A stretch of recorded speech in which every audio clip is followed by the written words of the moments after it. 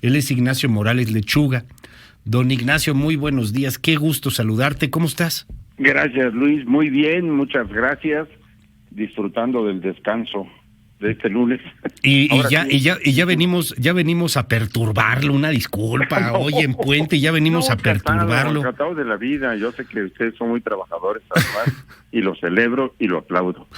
Oye, Ignacio Morales Lechuga, el presidente de la República se ha lanzado con todo hace unos momentos, pues en el asunto de la reforma eléctrica. Le manda una carta muy extensa a don Arturo Saldívar, al presidente de la Suprema Corte de Justicia. Tenemos algunos extractos de lo que ha estado pasando en la mañanera. ¿Te parece? ¿Lo escuchamos? Sí, cómo no. Adelante. Presidente de la Suprema Corte de Justicia de la Nación y del Consejo de la Judicatura Federal, ciudadano presidente del Consejo de la Judicatura. Un día después de haberse publicado la reforma a la ley de la industria eléctrica, el juez Juan Pablo Gómez Fierro, titular del Juzgado Segundo de Distrito en materia administrativa, especializado en competencia económica, radiodifusión y telecomunicaciones, concedió a un quejoso una suspensión por el amparo promovido en contra de esa nueva disposición y lo hizo extensivo a otras personas físicas y morales, de manera respetuosa y en observancia al principio de separación de poderes. Le solicito que el Consejo que usted preside determine e informe si a la autoridad judicial mencionada le correspondía o no aplicar de manera oficiosa la suspensión a quienes no lo solicitaron y si es de su competencia o no resolver sobre este caso. Asimismo, y si mi petición es legalmente procedente, solicito que el Consejo de la Judicatura lleve a cabo una investigación para esclarecer la actuación del juez Gómez Fierro en este episodio. No omito manifestarle que alrededor de este asunto actúan personas, organizaciones y empresas afines al antiguo régimen que en función de sus conocidos intereses económicos y políticos tenían como modus operandi la corrupción y el influyentismo, con lo que han afectado gravemente la hacienda pública y la economía de la mayoría de los mexicanos, en especial de los más pobres. Me refiero, entre otros actores, a empresas eléctricas extranjeras como Iberdrola de España, que incorporó a su parte ahí de lo que dice el presidente Andrés Manuel López Obrador, una carta extensa, muy extensa, digo, es del estilo del presidente, son cartas muy extensas.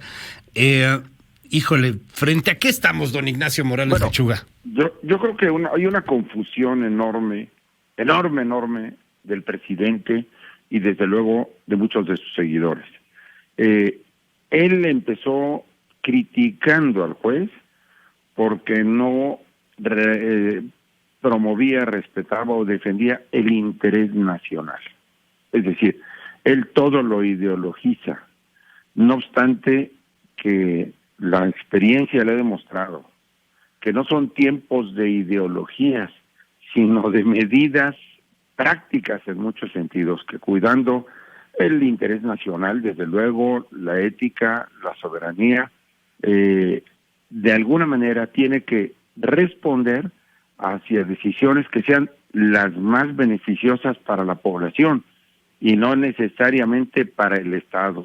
Su mentalidad estatista de los 70 lo lleva siempre por los rumbos equivocados en los tiempos en que no corresponden. Entonces, esto de decir que no respete el interés nacional, ya se lo dijeron hasta el cansancio, que el papel de un juez y de un juez federal en este caso es defender la Constitución y la ley y no el interés nacional.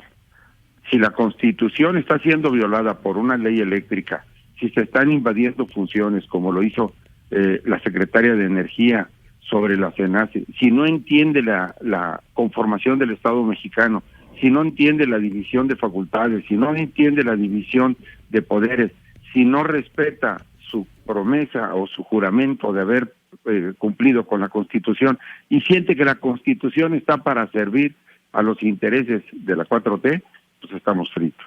El presidente no entiende. Estamos frente a una violación de los poderes, de la división de poderes, porque, a ver, primero el presidente ordena que no se le cambie ni una coma a su reforma eléctrica, y así pasa porque así es la mayoría del Congreso. Y ahora pues el presidente de alguna manera le pide, pero parece que le ordena a la Suprema Corte de Justicia de la Nación que investigue al juez que ha osado otorgar un amparo por el tema de algo que los especialistas ya advertían desde antes. Esa ley estaba muy mal redactada, inclusive legalmente hablando, o sea, buscando el tema que el mismo presidente quería. Así es, yo creo que la Corte está frente a su problema más severo. Yo creo que la Corte quiso compatibilizar en la pasada ocasión sobre la famosa consulta pública para juzgar a los presidentes y contestó una cantinflada a la Corte, pero le dio por su lado.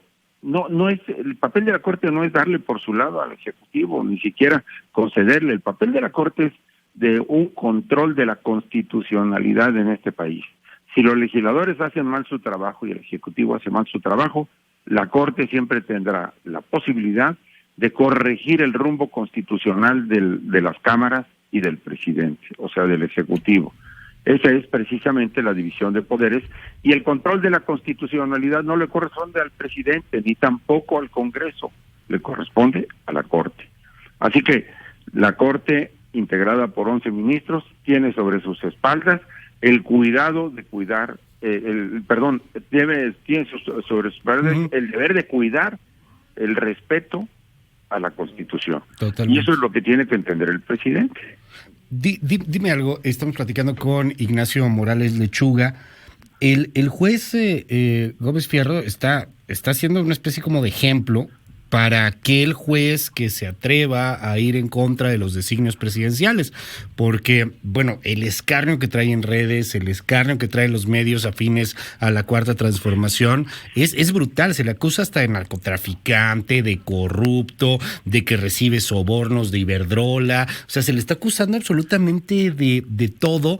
Y yo entiendo la preparación que tienen estos hombres, estas mujeres, pero pues de repente hay veces que hay presiones que sí terminan por doblar.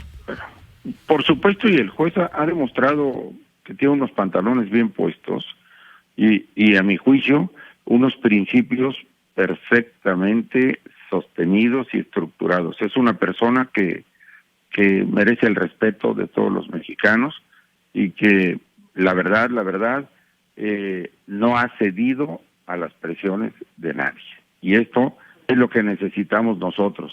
Quien tenga la capacidad, en este caso del Poder Judicial, para oponerse al Ejecutivo o al Legislativo, y eso que lo haga un juez, es maravilloso. Yo me siento orgulloso de ver jueces como don José Ramón, de veras, impresionante.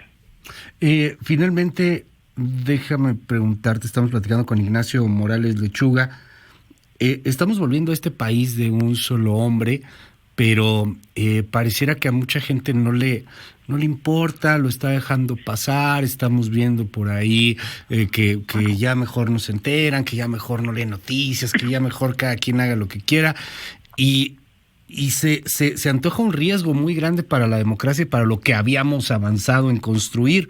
Yo te preguntaría, Ignacio Morales Lechuga, ¿cómo es un país con los jueces sometidos a su presidente? ¿Cómo es un país con el Congreso sometido a su presidente? ¿Cómo es un país donde el presidente se sienta un día y redacta una ley como se le ocurrió y entonces la aplica como se le ocurrió? ¿Estamos de vuelta al pasado? Si esto lo deja pasar, no solamente estaríamos de vuelta al pasado, que ya lo estamos en otros campos, pero lo más grave sería que en pleno siglo XXI estemos otra vez transitando un camino del populismo autoritario o del populismo con tendencias dictatoriales, unipersonales.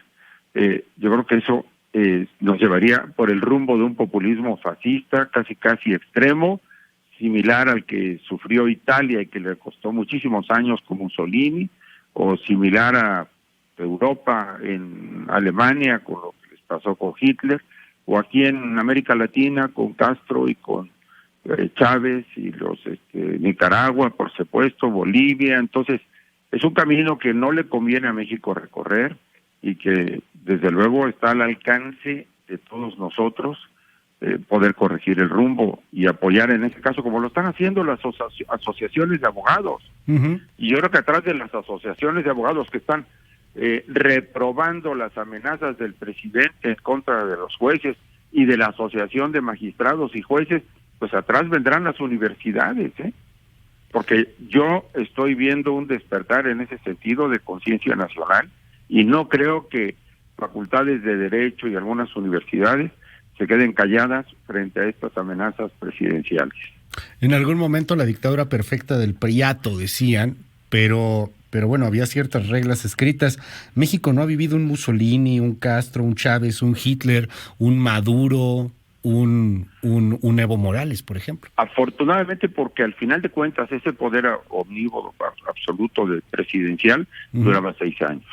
Y de alguna manera a veces todos confiábamos en la teoría del péndulo y decíamos ya se va a acabar y viene el regreso. Así que en ese tiempo, esos 6 años eran nuestro castigo máximo, pero no vitalicio como ha ocurrido en otros países. Te aprecio mucho, Ignacio Morales Lechuga, que me hayas tomado esta llamada telefónica y bueno, pues estamos al habla si nos permites. Muchas gracias. Luis, con muchísimo gusto. Que tengan muy buen día. Igualmente, es Ignacio Morales Lechuga, lo escucha usted